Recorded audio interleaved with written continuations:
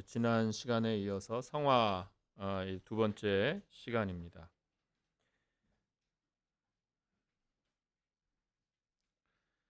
성화에 대하여 우리가 성화가 이제 지난 시간에도 우리가 생각을 했었던 것인데 이제 칭의와 성화를 우리가 비교해 보면 성화는 다른 부분이 있다는 것이죠. 칭의와는 다른 것이다. 그런데 이걸 조금 더 그 부분을 확장해서 먼저 살펴봅니다. 칭의는 하나님께서 예수 그리스도를 믿는 자에게 그리스도의 모든 순종을 전가하여 값없이 의롭다고 여겨주시는 일입니다. 그래서 우리에게는 아무런 공로도 없고 참 의롭다함을 받을 만한 어떤 근거도 없으나 오히려 반대로 죄인이라 하는 정죄를 받아서 지옥에 마땅한 그런 하나님의 진노에 마땅한 자인 것이 우리를 통해 드러나는 바인 것이죠. 그런데 이제 예수 그리스도를 믿는 자에게 하나님께서 우리에게 있는 어떤 것 때문이 아니라 예수 그리스도의 그 모든 순종 때문에 그 순종을 그 의를 우리에게 전가하여서 이제 우리에게 의롭다 이렇게 하시는 일, 선언하여 주신 일이 칭의입니다. 그래서 칭의를 우리가 하나님이 의롭다고 선언하시는 법적 행위이다 이렇게 우리가 말합니다. 반면 성화는 이렇게 의롭다고 선언함을 받아서 우리의 신분이 이제 의인이라 하는 신분을 갖고 있지만 여전히 이제 우리가 우리 자신을 통하여서 알듯이 우리는 오염이 있는 자들이죠. 우리에게서는 여러 가지 죄들이 드러납니다. 예, 좀 전인 가운데에서 우리의 생각 가운데에서 우리의 뒤틀린 감정 가운데에서 우리의 뒤틀린 그 욕망 가운데서 우리가 내가 죄인이구나 이거 드러납니다. 이것이 신분으로는 의인인데 여전히 오염이 있구나라는 걸 부인할 수가 없는 거죠. 바로 이 부분을 오염이라는 이 부분을 우리의 이 상태인 이 부분을 하나님께서 새롭게 만들어 가시는 이 재창조의 행위입니다. 그래서 하나님께서 다시 만들어 가시는 이 행위. 그래서 칭의는 의롭다 이렇게 하시는 행위라면 하나님께서 우리를 거룩하게 만들어 가시는 이 행위가 성화입니다. 성화는 성령께서 이제 우리 안에 영적 생명을 시작하게 하시는 때 우리가 중생이라고 하는 중생과 함께 시작합니다. 그리고 생명의 시작이 성장을 향하여 나아가듯이 이제 우리도 새 생명으로 됐는데 이 성장을 향하여 나아가는 것입니다. 골로새서 2장 6절 7절 말씀에 그러므로 너희가 그리스도 예수를 주로 받았으니 그 안에 생하되 그 안에서 뿌리를 박으며 세움을 받아 교훈을 받은 대로 믿음에 굳게 서서 감사함을 넘치게 하라. 그래서 이제 우리가 뿌리를 박아서 세움을 받고 교훈을 받은 대로 믿음에 굳게 서서 감사함을 넘치게 하는 그 삶을 살아가야 합니다. 그래서 이 성장이 다 다양하고 다 다르기 때문에 어, 어, 먼저 된 자가 있고 나중된 자가 있다. 이런 차이들이 있는 거죠. 또 작은 자와 큰 자가 있다. 이런 차이들이 있습니다.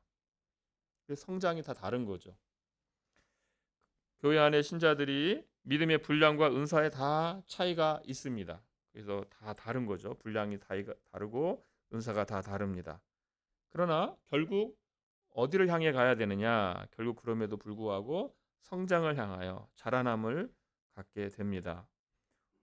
골로새서 2장 19절 말씀에 온몸이 머리로 말미암아 마디와 힘줄로 공급함을 받고 연합하여 하나님이 자라게 하심으로 자라느니라. 그래서 하나님께서 자라게 하시기 때문에 우리가 자라납니다.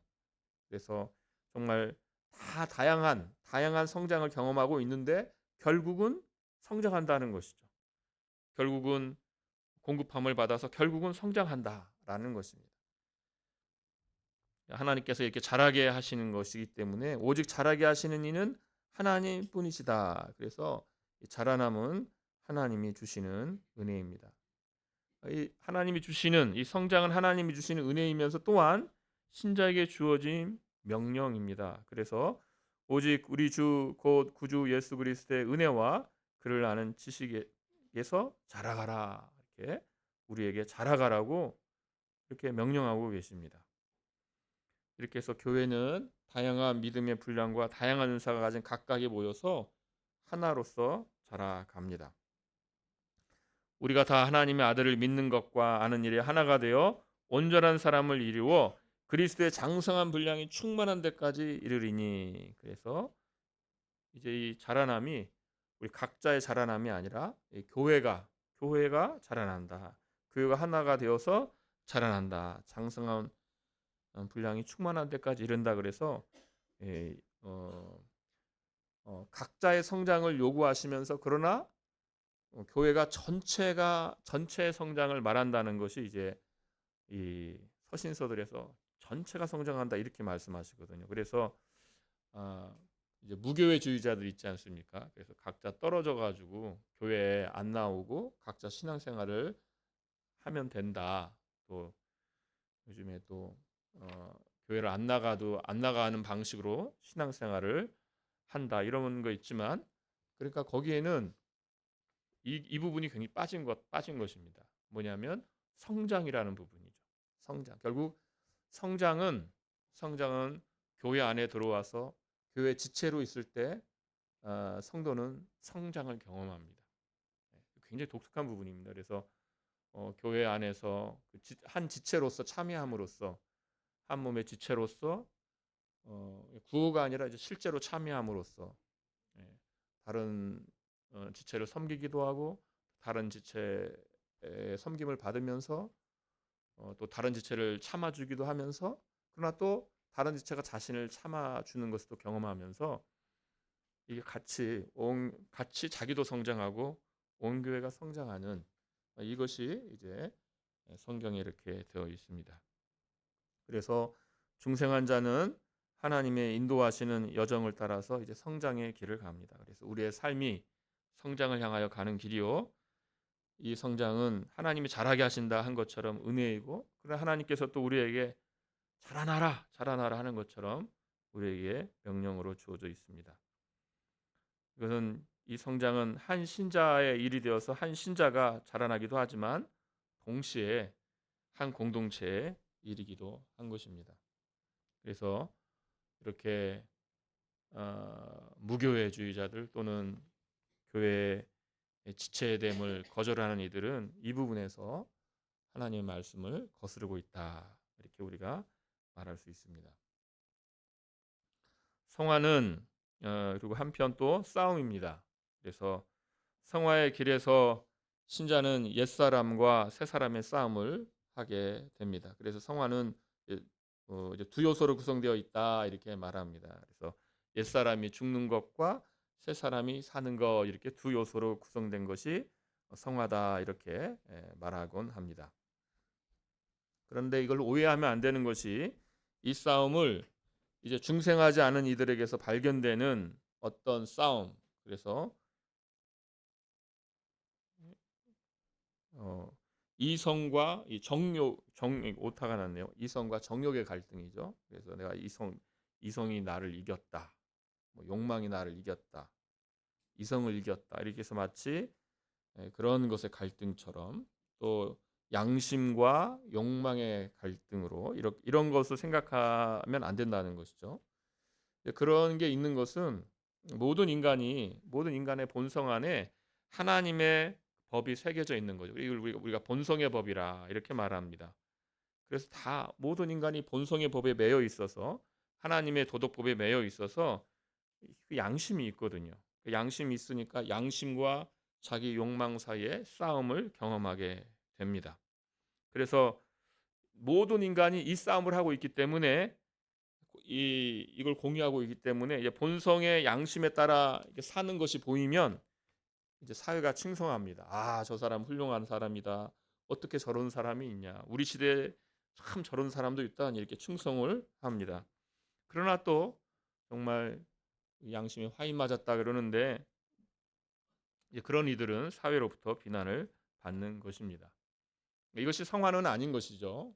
이것은 이제 율법의 첫 번째 사형이라고 하는 것이죠. 그래서 이 본성에 새겨진 율법, 네, 이것 때문에 사람들이 죄가 억제되고 이 사회가 그나마 품위를 인간으로서의 품위를 유지하면서 있는 것이죠. 그러나 이것은 회개와 상관이 없습니다. 그들은 누구와 싸운 것이냐? 자기 자신과 싸운 것이고 또한 사회 앞에서 드러날 자기의 품평과 싸운 것이지 하나님 앞에 나온 것이 아닙니다. 하나님 앞에서 그 죄 때문에 정말 자기가 하나님 앞에서 멸망받을 자라, 내가 하나님을 거스른 자다라는 그것 때문에 싸운 게 아닙니다. 그래서 그것은 회개가 아닙니다. 성화는 그런 것이 아닙니다. 성화에서 신자 안에서 벌어지는 싸움을 성경이 육신과 성령의 싸움이라고 이렇게 하는데요. 그래서 갈라디아서에 있는 대로 내가 이르노니 너희는 성령을 따라 행하라. 그리하면 육체의 욕심을 이루지 아니하리라. 육체의 소욕은 성령을 거스르고 성령은 육체를 거스르나니 이 둘이 서로 대적함으로 너희가 원하는 것을 하지 못하게 하려 함이라. 이렇게 말씀합니다. 그래서 여기서 우리 안에 육체의 소욕과 성령이 싸운다는 것이죠. 그래서 육체가 뭐냐 했을 때 우리의 이 신체 이게 아닙니다. 성경에서는 신자 안에 남아 있는 죄성입니다. 그래서 같은 갈라디아에서 육체의 일을 간음, 은행 이것만이 아니라 미움이다, 시기다, 분냄이다 여기까지 확장을 하거든요. 그러니까 바로 이 성경에서 이렇게 육체라 이렇게 말할 때 육신이라 이렇게 말할 때 그것들이 바로 이런 죄에 우리에게 남아 있는 죄의 오염에 관한 내용이 되는 것입니다. 반대로 성령의 일은 9가지 열매라는 이 열매를 맺죠. 9가지 열매를 맺습니다. 이처럼 이 지금 육신과 성령의 싸움이라. 또 한편 성경은 또 어떻게 표현하냐면 이 싸움을 옛사람과 새사람의 싸움으로 보고 있습니다. 너희는 유혹의 욕심을 따라 썩어져가는 구습을 따르는 옛사람을 벗어버리고 오직 너희의 심령이 새롭게 되어 하나님을 따라 의와 진리의 거룩함으로 지으심을 받은 새 사람을 입으라 이렇게 말씀합니다. 그래서 여기서 사람이라고 하는 것은 이 싸움이 전인의 싸움이기 때문에 사람이라고 합니다. 그래서 이것이 한 기관의 싸움. 그러니까 우리 여러 가지 기능들이 있는데 또 뭐 여러 가지 기관이 뭐 칭하는 사람마다 다르지만 그 한 부분의 싸움이 아니라는 겁니다. 그래서 이성이 거듭나서 이성이 이제 하나님을 바란다. 근데 의지는 하나님의 뜻을 원하지 않는다. 이런 싸움이 아니라 사람이죠. 우리가 사람이라 할 때는 그 전체가 사람이죠. 그 우리의 이 신체로부터 우리의 마음, 이성, 의지, 감정까지 그 전체가 한 사람이듯이 바로 그러한 옛사람, 죄에 오염된 그 옛사람과 이제 성령으로 거듭난 이 새 사람과 이것이 이 싸움이 우리 안에 있다는 것이죠. 그래서 이 두 사람이 예, 싸우는 것처럼 두 생명이 우리 안에 싸운다는 것입니다. 우리 안에 있는 이 오염은 전인에 퍼져서 죄를 산출하려 합니다. 그래서 죄의 영향력이 계속 죽을 때까지 죄의 영향력이 세서 오염이 우리 전인에서부터 자기를 증명합니다. 나는 아직 안 죽었어. 죄의 오염이 우리 안에서 계속 나 안 죽었다. 계속해서 그렇게 산출합니다. 그래서 하이델베르크 요리문답서가 신자의 죽음을 설명할 때 신자의 죽음이 뭡니까? 라고 할 때 죄에 대하여 죽는 죽음이다라고 말하는 것이 바로 그것이죠. 우리 안에 있는 죽을 때까지 죽지 않는 이 죄, 계속해서 나는 아직 살아있다라는 걸 증명하는 이 죄의 이 오염, 여기에 대하여 우리는 죽을 때까지 이 싸움을 하는데 성령께서 이 오염을 씻으시며 싸우시면서 하나님의 형상을 회복시키십니다.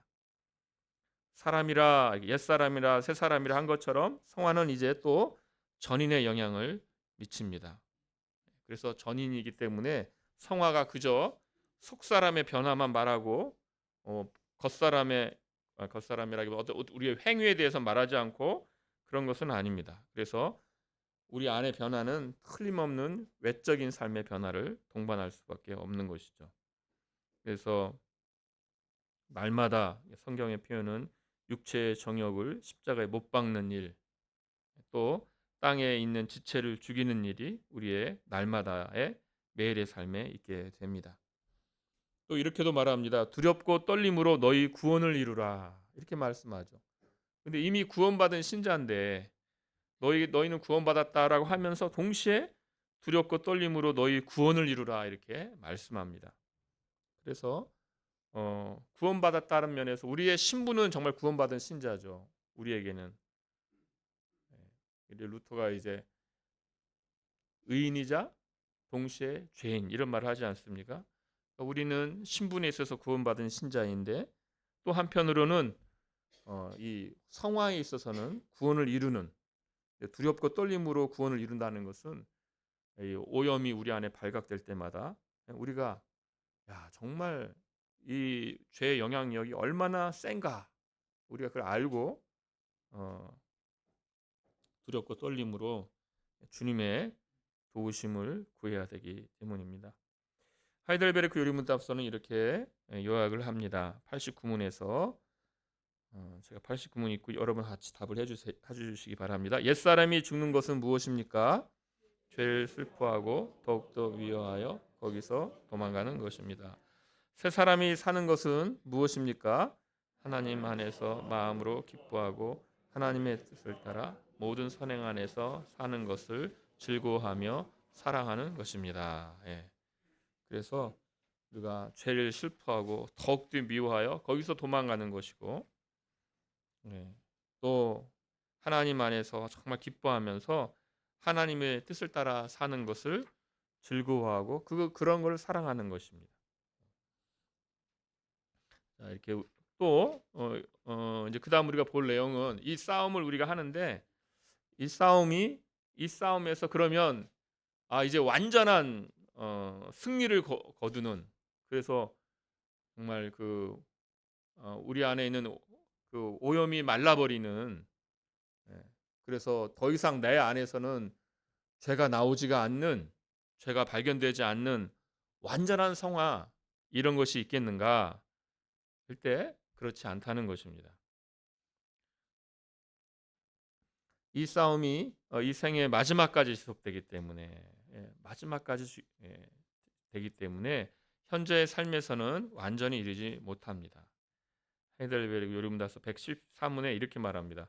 가장 거룩한 사람이라도 이 세상에 살 동안에는 이러한 순종을 겨우 시작했을 뿐입니다. 이렇게 말합니다. 그러니까 가장 거룩한 사람이라 했는데 가장 거룩한 사람이 겨우 시작했다. 그러니까 우리에게 천국에서 우리가 이제 완전한 성화에 이르렀을 때 우리에게 있을 그 성화와 완전한 성화와 영화가 얼마나 정말 기쁠까, 얼마나 좋을까 우리로 하여금 생각하게 하는 것이죠. 예. 그러니까 이것을 생각을 해야 되는 것이죠. 그래서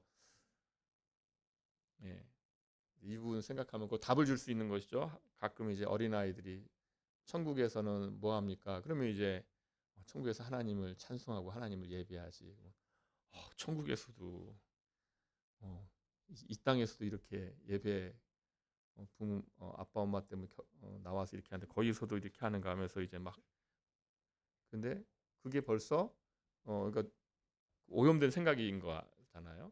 이 땅에서 하나님을 찬송하는 게 얼마나 즐거운 일인가 이제 처음 믿을 때 참 즐겁고 또 그 맛을 알아가는 것인데 천국에서 복 대신 하나님의 장막 가운데 있는 그게 하나님과 함께하는 그것이 얼마나 복된가를 완전함 가운데서 할 때 그 기쁨이 얼마나 크겠는가 그를 이 땅에서는 생각하지 못하는 것이죠.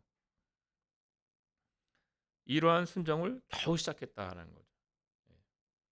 그러니까 우리의 완전한 영화가 얼마나 복될 것인가를 더 소망하게 됩니다.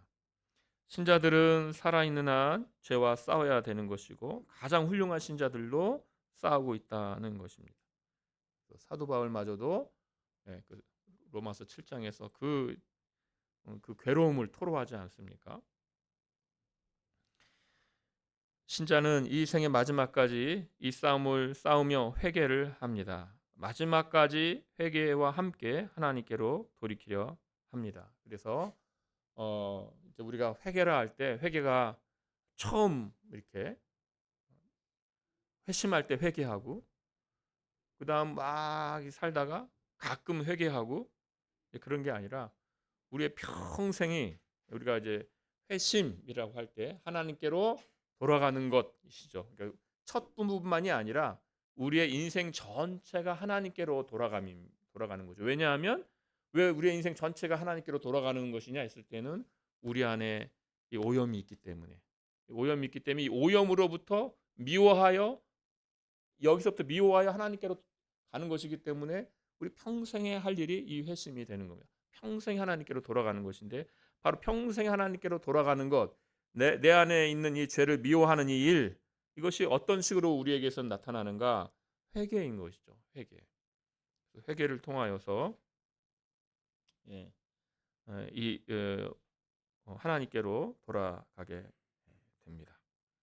예, 말씀드렸듯이 이제 구원을 이해할 때 이 칭의로만 구원을 이해하는 분들이 있다고 그랬지 않습니까? 그런 분들은 회개 기도하면 왜 회개 기도하냐? 너 칭의를 확신 못하냐? 이거 잘못된 생각이라고 그랬죠. 회개 기도를 하지 않게 되면 어떻게 되는가? 무뎌집니다. 양심이 점점 무뎌집니다. 그래서 율법 폐기론자가 되는 것입니다. 칭의만으로 구원을 이해하게 되면 왜 율법 폐기론자가 되는가? 회개를 안 하거든요. 회개를 하니까 양심이 점점 무뎌집니다. 양심이 무뎌지니까 율법 폐기론이 될 수밖에 없는 거죠. 오히려 구원은 칭의의 신분의 확인이면서 동시에 이 전쟁터인 거죠. 이 싸움을 확인하기 때문에 양심이 회개 기도와 더불어서 더 살아있고 더 예민해지고 더 예민해지니 더 회개할 것이 더 많고 이 삶을 살 수밖에 없는 것이죠. 그렇게 하면서 하나님께로 돌아가는 거죠. 죄를 미워하여 하나님께로 돌아가는 삶을 사는 것입니다. 여러 이설들이 이제 현재의 삶에서 완전에 도달할 수 있다고 주장하는데 이것은 잘못된 주장입니다. 어, 성경에서 완전하라고 하지 않느냐? 너는 완전하라. 하나님께서 완전하라고 하니 이 완전하라는 명령이 있으니 우리가 이 땅에서 완전할 수 있다. 이제 그렇게 하는 것인데 그것은 어, 명령이 그렇다 하여 우리가 그렇게 될 수 있다라는 그 능력 될 수 있다라는 것은 아닌 것이죠. 예. 마치 믿으라라는 명령이 있어서 인간이 자기의 능력으로 믿을 수 없는 것처럼. 그러나 그 명령이 있기 때문에 그러나 그 명령과 함께 성령께서는 우리 안에 역사하셔서 우리에게 믿음을 일으키시죠. 동일하게 완전함은 하나님께서 우리에게 완전하라고 명령하시고 완전하라는 명령이 있기 때문에 이 땅에서 우리가 성장을 하는 겁니다. 그 완전하라는 명령이 있기 때문에 이 땅에서 우리가 어, 자라나는 것이며 싸우는 것이지요. 완전하는 명령이 있기 때문에 우리가 회개 기도를 하는 것이죠. 그것 때문에 우리가 하나님께로 돌아가고 있는 것이죠. 신자의 지향점이 완전인 것은 하나님 앞에 더 완전해야 되기 때문에 더 온전해야 하기 때문에 이 완전의 명령이 있는 것입니다. 성경에는 죄 없는 삶을 살았던 신자들의 예가 없습니다. 모범으로 언급된 사람들조차 다 죄와 함께 있었습니다.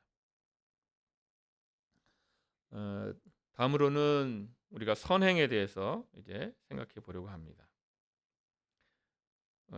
결국 성화에서는 이제 선행을 우리가 생각할 수밖에 없습니다. 결국 우리 성화는 결국 죄에서 미워하는 것이니까, 죄를 미워하니까 결국 선행의 삶으로 나올 수밖에 없는 것이죠. 우리가 선행이라 했을 때는 또 지금 이게 전인에 대한 얘기니까 이 모든 것을 전인으로 받아들이시면 좋겠습니다. 그래서 이렇게 손으로, 이게 어떤 손으로 하는 일 이런 분만이 아니라 우리 전체의 전인으로서 우리가 선행을 드러낸다는 거죠. 선행이란 원칙적으로 하나님의 요구 사항에 응답하는 것입니다. 그래, 하나님의 뜻에 응답하는 것이고 영적인 의미에서의 선한 행위를 의미합니다. 이러한 선행은 하나님에 대한 사랑의 원칙과 그분의 뜻을 행하고자 하는 열망에서 비롯됩니다. 그래서 하나님을 사랑하기 때문에 이제 이 선행이 나옵니다. 선행의 목표는 하나님의 영광이 됩니다. 이러한 선행은 누구만 할 수 있냐? 성령에 의해 중생한 사람만이 이 선행을 할 수 있습니다. 중생한 사람만이 하나님을 정말 사랑할 수 있기 때문이죠. 하나님을 사랑하기 때문에 이 선행이 나오는 것입니다. 하나님을 사랑함으로 나오지 않는 선행은 뭐가 되느냐? 그것은 다 어떻게 되는가 하면 이제 율법주의로 가는 것입니다. 그래서 내가 그러니까 내가 하나님 앞에 무엇을 내가 드려서 하나님으로부터 상을 받을까? 율법주의로 가게 되면 그것은 하나님께서 우리에게 요구하시는 그 선행이 아닙니다. 그래서 하나님을 사랑함으로, 하나님께 감사함으로 이 선행이 드러나게 됩니다. 중생하지 않은 사람도 그래서 선을 행합니다. 그런데 그것은 아까 우리가 본 것처럼 본성에 새겨진 이런 본성의 법에 의하여서, 그래서 외형적으로는 착한 사람 같지만 그러나 그 동기가 하나님을 사랑해서인가, 그 동기가 하나님의 영광을 위해서인가, 거기에 맞지 않기 때문에 선행이 될 수 없습니다. 이러한 행위들이 선이라고 할 수는 있지만 근본적인 결함이 있는데, 하나님에 대한 사랑의 영적 뿌리에서 분리되어 있고 하나님의 율법에 대한 진정한 순종을 나타내지 않고 있고 하나님의 영광을 목표로 하지 않기 때문에 하나님 앞에서 인정받을 수가 없습니다. 또 신자의 선행은 공로가 되지 않습니다. 하나님께서 그들의 선한 행위에 상을 주시는 것은 그분이 그들에게 의무가 있기 때문이 아닙니다. 그래서 빚진 자로 하나님께서 우리에게 상을 주시는 것이 아니라 그분의 승인을 받은 행위에 대한 은혜롭게 상을 주시겠다고 약속하셨기 때문에, 그래서 우리의 행위가 가치가 있어서가 아니라 하나님께서 가치가 있어서가 아니라 은혜로 그것을 이제 받아들이시기 때문에 상을 주시는 것입니다. 그러니까 우리의 모든 행위에는 그러니까 선행이라고 불릴만 해도 그것이 심지어 신자의 행위라 할지라도 그 안에는 오염들이 묻어 있습니다. 오염들이, 각종 오염들이, 우리 안에 드러나는 여러 가지 오염들이 다 묻어 있어요. 사도 바울이 복음을 전하는데 시기함으로 전한다 그랬잖아요. 그것처럼 우리에게는 겉으로 드러나는 건 복음을 전하는 일인데 그 안에 인간의 시기가 있고 그 안에 자기 영광 추구가 있고 여러 가지 이것들이 복합적으로 거기에 우리의 오염이 묻어 있습니다. 그런데 바로 하나님께서는 이 행위마저도 하나님께서는 인정을 해주십니다. 그런데 그 인정이 이것들이 완전했기 때문이 아니라 바로 신자가 드린 거기 때문에, 예수 그리스도의 그 공로 때문에 받아들여진 그 신자가 한 행위이기 때문에 이것을 인정하고 은혜로 여기에 상을 주시는 것입니다. 그러나 이것이 우리의 공로가 되고 우리가 거기에 이것이 하나님께 받아들여질 만해서 그런 것은 아니라는 것이죠. 마지막 문단 보겠습니다. 선행은 구원을 얻기 위해 필요한 것도 아니고 구원의 필수 조건도 아닙니다.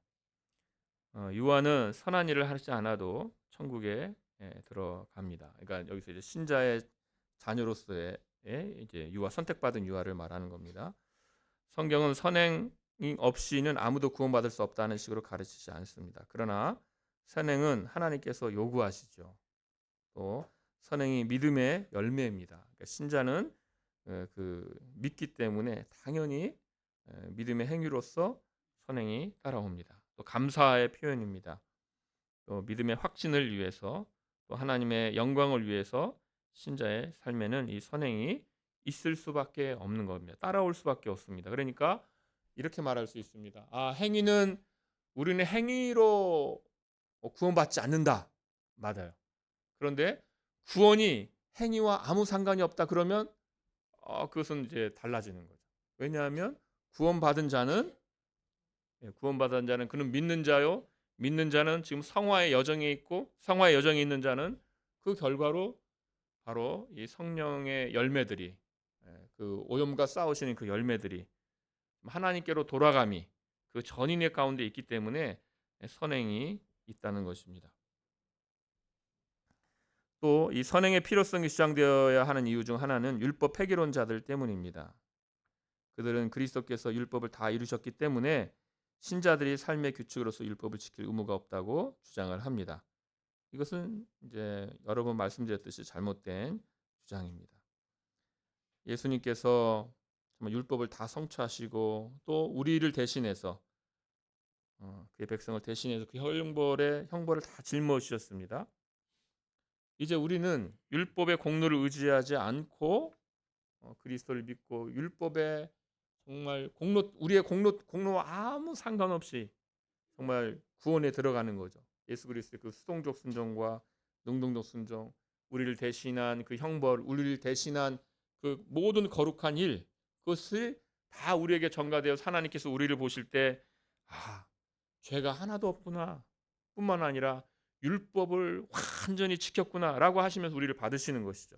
그러니까 그렇게 보면 이제 율법 폐기론이 그러니 이제 됐다. 그러니 이제 됐다. 우리는 율법과 상관없이 살아도 된다. 이렇게 하면서 율법 폐기론이 된다는 거죠. 그것은 어, 그것은 이제 잘못된 입장이라는 것입니다. 믿는 삶은 어떤 삶이냐? 새 생명의 믿는 삶은 새 생명의 삶입니다. 새 생명의 삶. 그 새로운 생명을 가지고 사는 삶이에요.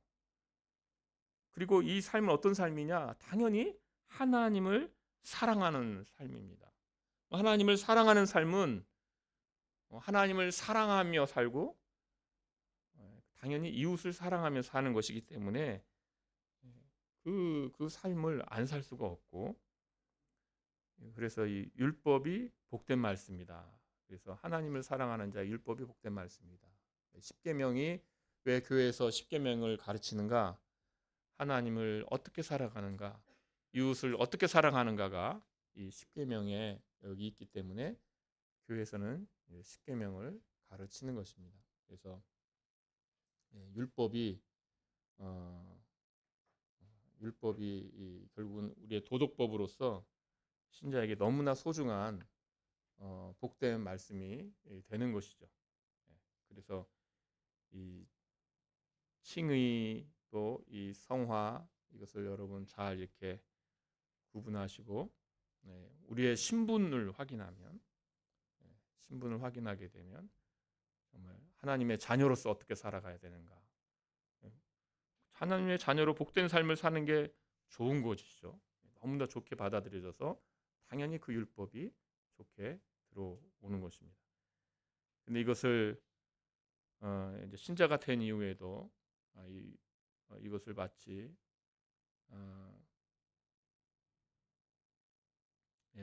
하나님 앞에서 율법으로 어, 어, 율법으로 마치 구원 얻는 듯한 이제 그렇게 생각을 해서는 이제 예수님의 예수님께서 우리에게 해주신 그 일에 대하여 잘못 생각하는 것이죠. 그래서 이 지금 우리가 칭의를 다뤘고 이제 성화를 다뤘는데 이 성화는 두 번에 걸쳐 다뤘죠. 칼빈은 근데 더 많이 다루거든. 기독교 강요 전반부 거의가 뭐 어마어마하게 분량을 성화를 다룹니다. 이거 말고 이제 자기 부인에서도 자기 부인이라는 챕터를 또 다루기도 하고 다룰 게 너무나 많지만 네. 그것은 왜 그런가? 왜 그런가 하면 이제 남아 있는 삶이 바로 성화의 삶이기 때문에 그렇습니다. 그래서 이 복된 신분을 확인하시면서 복된 삶을 사시는 성화의 삶을 사시는 여러분 되시기를 바랍니다. 함께 기도하겠습니다. 하나님 아버지, 우리에게 아무런 공로가 없고 오히려 어, 죄와 허물로 죽었던 자들이었는데 주님께서 우리를 먼저 사랑하시고 불러주시고 새 생명을 주시어서 정말 복된 길이 무엇인지 우리로 깨닫게 하여 주셔서 예수 믿는 길로 가게 하여 주셨으니 그 은혜에 감사드리옵나이다.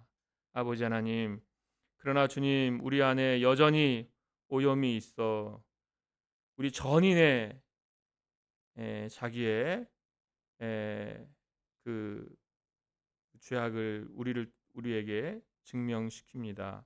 주님, 우리를 홀로 두지 아니하시고 성령께서 우리 안에서 내주하시며 이 오염과 싸우시고 우리로 하나님께로 날마다 돌이켜 주시오니 감사옵나이다. 주님, 이 싸움을 잘 싸울 수 있도록 주여 우리에게 더 큰 은혜, 더 큰 믿음을 부어 주시고 아버지 하나님, 우리가 날마다 죄를 더욱 미워하는 자요, 주님을 더욱 사랑하는 자요, 주의 뜻을 더욱 사모하는 자로서 그리하여 성장하는 자, 주님께로 더 가까이 다가가는 자 되게 하여 주시옵소서. 예수님의 이름으로 기도하옵나이다. 아멘.